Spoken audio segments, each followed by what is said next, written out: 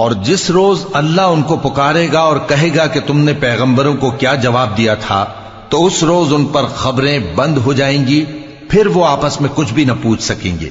سو رہا وہ شخص جس نے توبہ کی اور ایمان لایا اور عمل نیک کیے، تو امید ہے کہ وہ کامیاب ہونے والوں میں ہو۔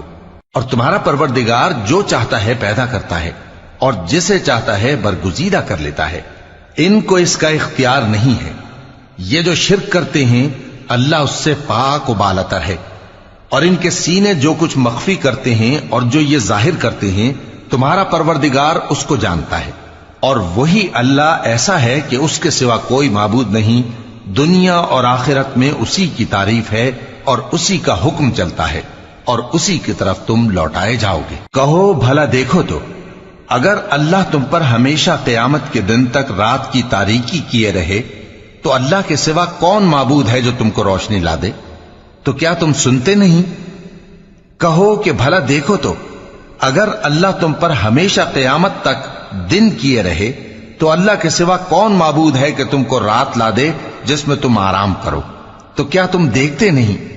اور اس نے اپنی رحمت سے تمہارے لیے رات کو اور دن کو بنایا تاکہ تم اس میں آرام کرو اور اس میں اس کا فضل تلاش کرو اور تاکہ شکر کرو۔ اور جس دن وہ ان کو پکارے گا تو کہے گا کہ میرے وہ شریک جن کا تمہیں دعویٰ تھا کہاں ہیں؟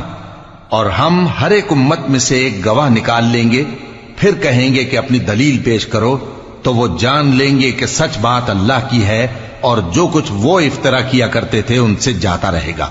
قارون موسیٰ کی قوم میں سے تھا، پھر وہ ان پر زیادتی کرنے لگا، اور ہم نے اس کو اتنے خزانے دیے تھے کہ ان کی کنجیاں ایک طاقتور جماعت کو اٹھانا مشکل ہوتی۔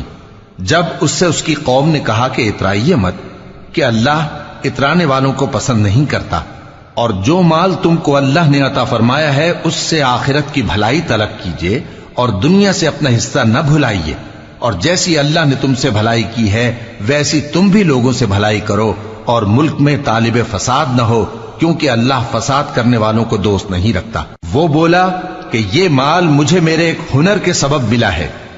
کیا اس کو معلوم نہیں تھا کہ اللہ نے اس سے پہلے بہت سی امتیں جو اس سے قوت میں بڑھ کر اور جمعیت میں بیشتر تھیں ہلاک کر ڈالی تھیں، اور گناہگاروں سے ان کے گناہوں کے بارے میں پوچھا نہیں جائے گا؟ تو ایک روز قارون بڑی آرائش اور ٹھاٹھ سے اپنی قوم کے سامنے نکلا۔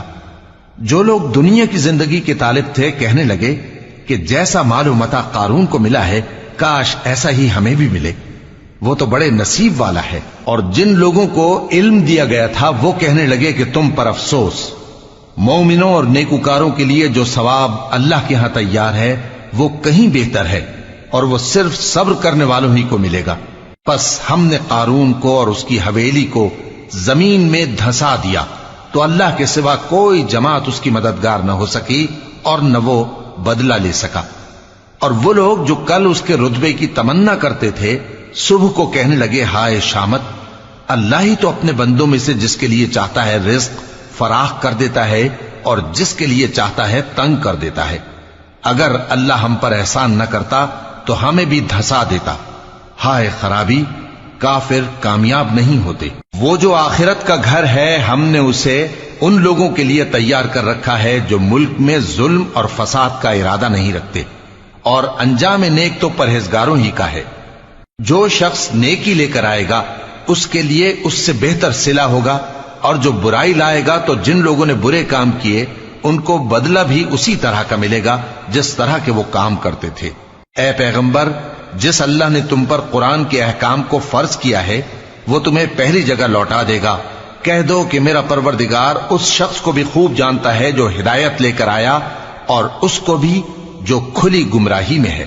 اور اے نبی، تمہیں امید نہ تھی کہ تم پر یہ کتاب نازل کی جائے گی مگر تمہارے پروردگار کی مہربانی سے نازل ہوئی، سو تم ہرگز کافروں کے مددگار نہ ہونا، اور وہ تمہیں اللہ کی آیتوں کی تبلیغ سے بعد اس کے کہ وہ تم پر نازل ہو چکی ہیں روک نہ دیں، اور اپنے پروردگار کو پکارتے رہو اور مشرکوں میں سے ہرگز نہ ہو جانا، اور اللہ کے ساتھ کسی اور کو معبود سمجھ کر نہ پکارنا۔